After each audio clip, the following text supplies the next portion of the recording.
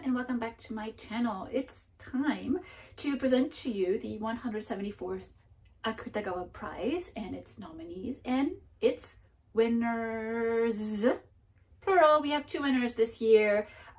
This is a kind of back to what it's been recently. I mean, there have been many years recently where it's been mostly double winners, and actually last time the 173rd Akutagawa Prize last summer was actually a shock where there were no winners declared. They decided, nope, first of all, we're only having 4 nominees and we're just not nominating, we're just not declaring anyone a winner. So here we're back to normal. We're back to our typical 5 nominees and we're back to our 2 winners, because apparently I have not read any of the books because I like to present the Akutagawa Prize. I love to say that I love the Akutagawa Prize, and then I love to read none of the books. In fact, I tell you guys about the books, and then you guys read the books and you tell me, I'm so glad you recommended this book to me, and I'm like, I did nothing, because yeah, you guys are doing all the work for me. But yeah, 174th Akutagawa Prize. If you're not familiar with this prize, I present it twice a year. It is I present the results twice a year. I don't present the actual prize twice a year.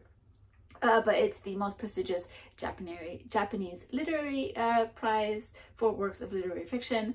And it's presented twice a year. There's one in January, and with the ceremony being in February, and then the other one is in June, I believe, June or July. This is the first time I'm so super on time. You are seeing it on Sunday. The results were announced Wednesday evening. So this is the first time I'm really on time. The last time when I presented the 173rd Akutagawa Prize, I presented it like 3 months later, maybe 4 months later. It was a while before I actually got down to business with that one. But here we are. I am going to tell you the winners, and then we will get into the nominees, that the final 3 books that were nominated but not won. So out of the 5 nominees, 2 books won. One is called Tokino by Toriyama Makoto, and the second book is called Sakei by畠山丑雄. So kind of difficult names to pronounce. But let's start with the first one, Tokino, which means the house of time. Okay, so this is by Toriyama Makoto, and he won on his very first nomination, so congratulations, that's an amazing deal. And this book is a novel that is set in a single-story house, and it's observing 3 generations of the residents from the perspective of the house itself. So I think that's really interesting. Apparently, to sort of, it's not like 3 generations of the same family in one house. It's 3 generations of people living in a house that has been rented out. So to give you an idea of the type of conversation you're going to have in the book, there's, for example, one scene where all 3 generations are having a conversation within their time period, but they're all having a conversation about like a mark on the wall, and the house is basically presenting you the conversations that it's overheard about this particular mark on his or its walls, sentient being, whatever it is. So I think that one sounds really interesting to me. I do like untraditional perspectives, so the idea that the story is being told from the perspective of the rented home, I think is quite great. I do like generational stories because we all kind of, even though there'll be variations in all of our lives, we all have different jobs, we all have different family situations, we all have different relationships with the world about us, but at the end of the day, we're all human, and we all have these things that are going to interconnect us. Here in this situation, it's going to be a particular home and things like marks on the wall. But I just love these books that really show that we're all the same, basically. In all of our differences, we're all the same. And I think that's really beautiful. So I don't know what the overarching message is going to be of this book, but I love the idea of a house telling its perspective on its residents. So I think that's really lovely. Toriyama, the author himself, is actually apparently an architect, and he basically saw the book as kind of like building a home. You have a base, you have a foundation, and then you build the layers on that, right? So I think that's really, really lovely, just lovely thought. One of the selection committee members, Hirano Keiichiro, who is famous for having writing The Man. The Man has this, I haven't read it, but I was always in love with the cover. The cover was like this sort of pixelated illustration of a man who's just kind of like this, kind of just like slumped over, humped over. You can see the anguish, and I always loved that cover, and it always made me want to read the book. But my reading pace right now is in Japanese. It's so slow lately that I haven't really been reading any novels, just because I'm like, oh, it's gonna take forever. Even though I need to read faster, right? You know, the whole conundrum. But yeah, so Keiichiro Hirano, the committee member, said that the work the committee became particularly enamored by his work because it just contains so much detail, and it is so meticulous. And he thinks that in a world like ours these days, where everything is just like instantaneous, like full speed, like just move, he likes the idea of this book that just kind of sits back and just seeps into the details and is able to tell the story. And so I think that's really fantastic. So that's the first book that won the 174th Akutagawa Prize, Tokino by Toriyama Makoto. The next book that won is called Sakei. Sakei means the scream, and this is by畠山丑雄. This is also an author that has won on their very first nomination. So we have two first nominated, first winners. So that's really fantastic. This particular book is about a man who is a civil servant, and he is in his 30s, and he's working in Ibaraki City. Or not Ibaraki City. He's living in Ibaraki City Hall in Osaka Prefecture. It's very important not to confuse the Ibaraki City Hall with Ibaraki Ken, which is a prefecture north of Tokyo. Tokyo's here, Ibaraki Prefecture is here, and Ibaraki City Hall in Osaka is over here. So you definitely need to separate those two out. But basically, the civil servant, the stereotypical civil servant, he works in Osaka. He meets this sort of like sensei kind of character, this like professor, like this like just like someone to him that he kind of reveres, right? Who's living on welfare, and from this man he learns how to make bronze bells that are like kind of traditional to the area. They're very common in archaeological digs, and he learns how to make these bells from this sensei kind of character, and because of that he becomes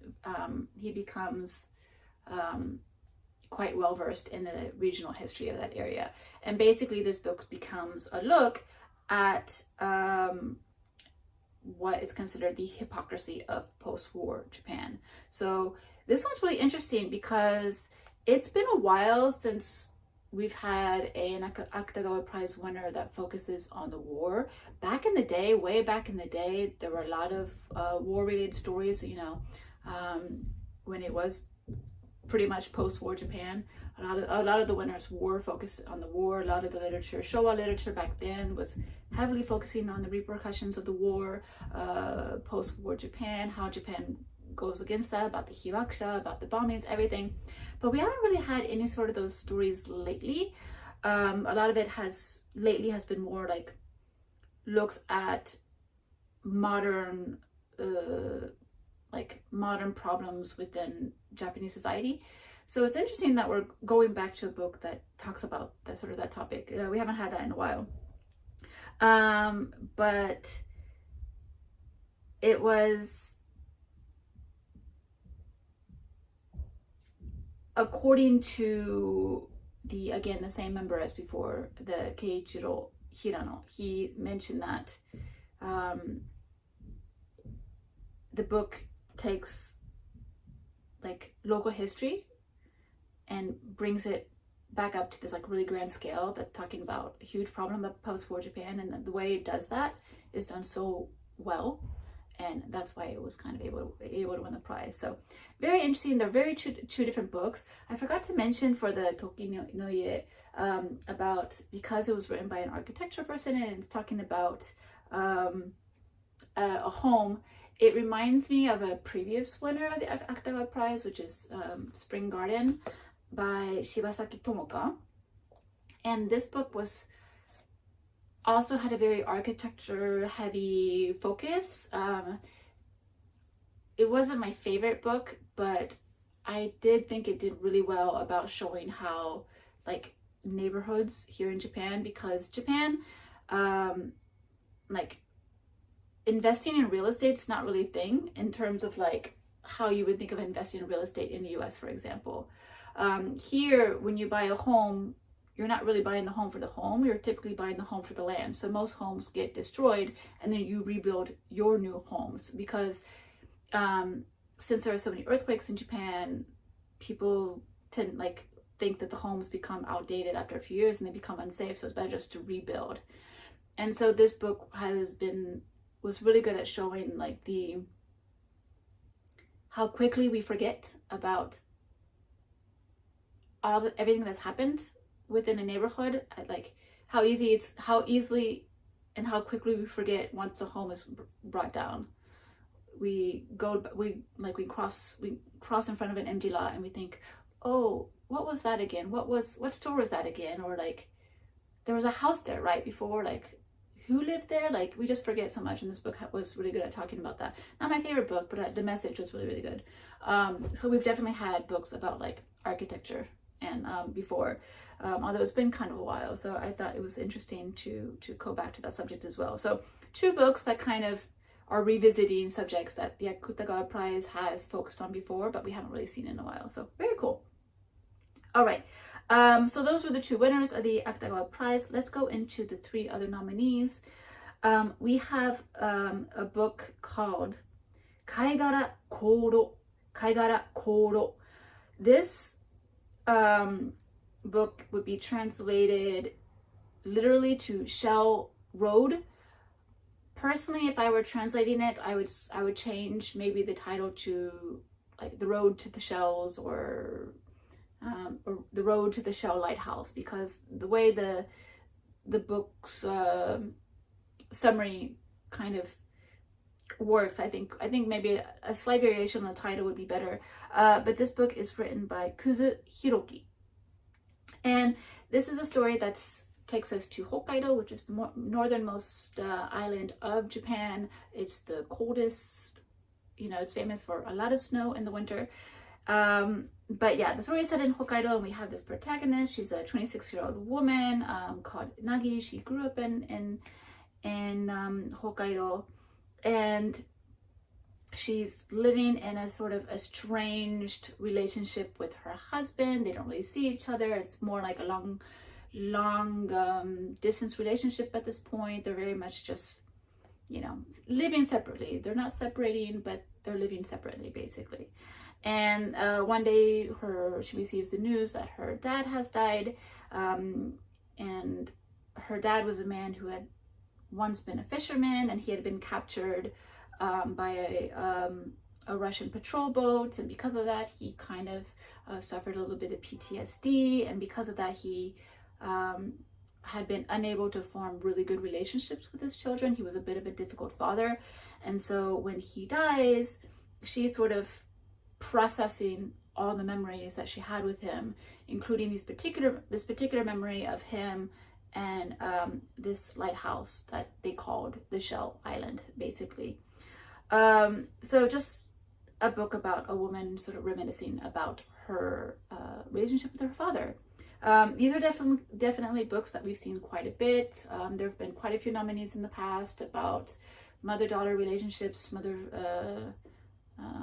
father-daughter relationships, etc., usually with one person dying or has died. But yeah, we definitely see a lot of these books about sort of the relationships, because it's, it's family, right? And we all have, as I mentioned earlier, we all have our different situations. We all have different relationships with our families, and they might all be slightly different, but at the same time, you're always going to share. You're always going to have a situation that other people will be able to not interact with, but to, what's the word when you share both experiences?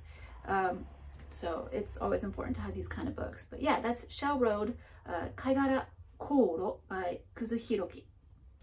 The next book that was nominated is called Hibi, which means snake. And that book was written by Sakazaki Kaoru. Sakazaki Kaoru. This is another book within the nominees that's focused on a untraditional perspective. The book is told from the perspective of a stuffed animal snake, which I think is really, really cute and really, really fun. And this is definitely one of the books that I would have been very interested in reading. So the story is told from the perspective of a stuffed snake, but the book is about a father and a son's relationship. So the stuffed animal is the I, he's the narrator of the story, and then he's talking to a you, and the you is the father of the story. And basically it's a father sort of reflecting on his relationship with his son, where the son, you know, started all cute and nice and was in love with the stuffed snake, and they had this beautiful bond and a really beautiful family life. But the son initially was sort of like not really good with groups, but when he enters middle school, all of a sudden he joins his baseball team and he's able to form these sort of relationships with other people, and he's kind of finding himself within the baseball team. He finds like a routine, he finds like he finds meaning into the existence of being part of something, right? He creates friends, and while his father is very excited that his son is finally sort of being more of a participant in society than he was previously, he also shares very sad emotions and feelings about the idea that his son is going away, that his son is growing apart, especially when at a certain point his son does leave the home. He doesn't leave it because he's going to a school. It's not that he kind of really runs, like that he's kidnapped or anything like that. He just kind of just leaves one day. He just leaves the house, and his father has to sort of work out the emotions of seeing this young child that he had and seeing him leave. And all this is told through the stuffed snake of his young son. So I think it's a beautiful father-son story that will lead to a lot, because it's true that Japanese society, it's very much quite common for fathers to not be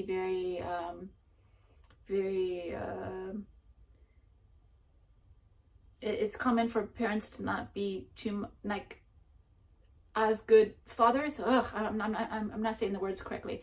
It's not abnormal for a man in a relationship in Japan to not be as active in their child's lives, because they're usually at work and they have overtime and they work weekends and they work nights, while the women tend to be stay-at-home mothers.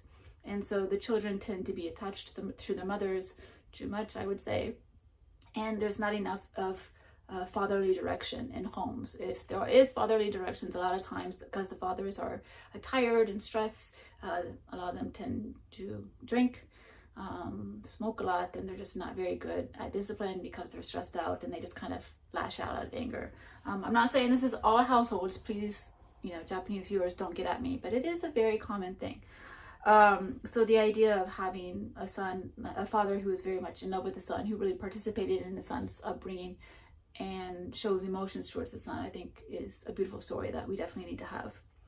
So that's Hibi, Snake, by Sakazaki Kaoru.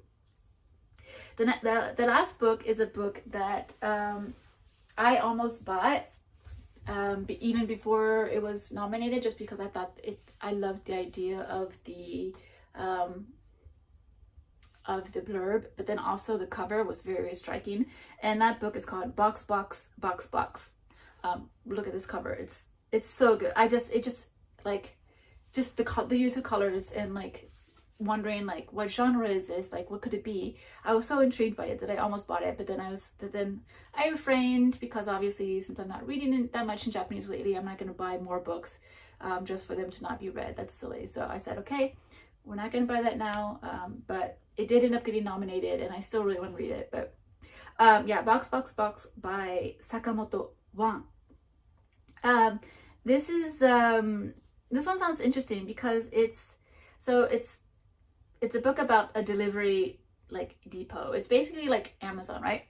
And so we have this one character called Yasu who his job is to sort out all the packages that go down the conveyor belt. So yeah, just like Amazon, right? And to read the blurb, so all day long he doesn't really speak to anyone, and he passes the monotonous labor basically by imagining what's inside of these boxes, right?